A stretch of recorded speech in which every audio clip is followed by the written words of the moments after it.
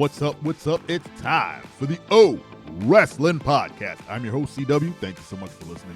Make sure to hit the bell on YouTube, like, subscribe, tell friends, all the good, kind, free things. All it takes is a small gesture of kindness to like and share. So please do so for this 10-minute wrestling rambling. We are on the road to Night of Champions. And I don't know about you guys, but I am a little cool on the product these days. I don't know what it is. I think I know what it is. But I'm trying to articulate it in my mind why I'm slowly disconnecting from what's happening. Like, I'll go through the motions. I'll put the program on, Raw or SmackDown, and I'll generally not pay too much attention. Like, I'll drift in and out of watching. And this used to be my go-to back in the day when I was watching as well. Right before I stopped watching, this is where I felt. And I'm trying to figure out what makes me get to that place. And I don't know. Part of it is, seeing the Matrix sometimes. You can see some of the booking. I'm not saying all the booking is predictable, but you can see a lot of it based on just storytelling tropes or, putting on big money matches. When you have things like tournaments, for example, last night on Raw, Jey Uso took on Cody Rhodes for a chance to be King of the Ring. There was no way Jey was winning that match. There just wasn't, because the money match is Randy Orton versus Cody Rhodes. Also, wasn't Randy Orton in the King of the Ring tournament last year against Gunther? That was a thing, right? So good on Randy for two-time into the finals. But yeah, I didn't really care too much about that. I have been noticing, and I think this is one problem, I've been noticing the logos on everything a lot more, and the egregious use of said logos in like table spots. Like, now every week, every show, there's a table spot. They have to hit it right in the middle of the shot, right in the middle of the table, so that you can see the Slim Jim logo on the two sides of the table. It's weird. Like, on Raw, Roxanne pulled a table for no reason to hit Rhea Ripley. I've never seen so many table shots. And for the advertisers, obviously, that's good stuff. But for the viewer, the more table spots we see, the less impactful they become. Especially when you understand the marketing of it, where you're like, well, the only reason this table spot is happening is because they have these giant Slim Jim logos on the table, and it's obvious when John Cena put CM Punk through a table last Friday, the camera held so perfectly. Like, I don't know, they set it up in the most perfect manner where CM Punk was laid out on the table. Right above his head was a Slim Jim logo, and right above that logo was John Cena. And he cut his promo in that order. It was like John Cena's on top, then Slim Jim is right by his feet, and then CM Punk's head is right below the logo. It was like, you couldn't get better advertising for clips on social media, for screenshots. You couldn't not get the Slim Jim logo. Obviously, you could Photoshop it out if you wanted to, but who's going to do that? They're just going to post the thing, and Slim Jim gets the publicity that they want. Sure. Then you couple that with the fact that the logos on the mat look like a UFC ring now, where they're just, 7 of them? 1, 2, 3, 4, 5, 6, 7. Wait, no. 1, 2, 3, 4, 5, 6, 7. I think there's 7. 1 in the middle, 3 on top, 3 on the bottom.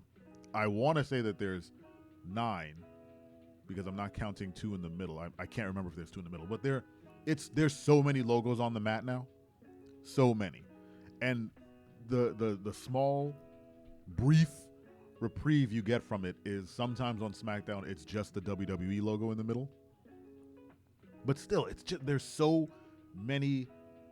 much advertising, there's so much money grabbing during the program now. It's getting super distracting, like incredibly distracting.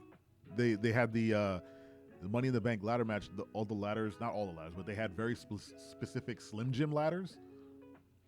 people have commented on this already, but the more I see it, the more I disconnect my mind from it. I'm like, ugh. Like I don't eat Slim Jim. I don't care. But also, I get it. That's what TKO does. If you look at the UFC, you knew exactly what was going to happen to the WWE ring if you knew UFC, and I knew UFC, so I was like, it's just going to be logos everywhere. As a matter of fact, I can almost predict in the next year or two, people's gear will have logos on them.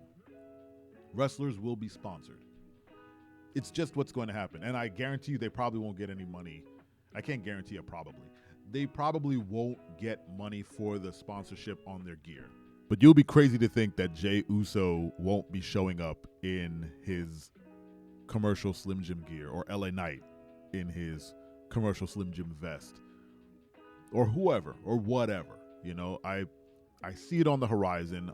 Hopefully there's enough backlash that they don't keep it going, but let's be real. If the UFC shorts can have, you know, condom package logos or something, and it's going to get way worse before it gets better.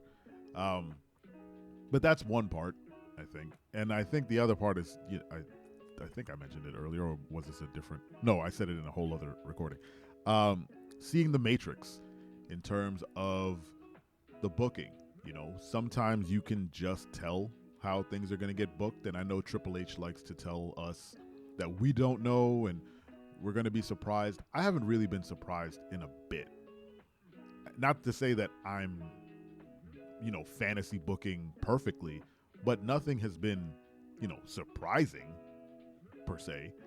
Like, the winners are normally easy to pick out in the crowd of talent that they're pursuing. For example, they announced Asuka is returning, and her first match back was a qualifier for the Queen of the Ring. Of course she's winning that.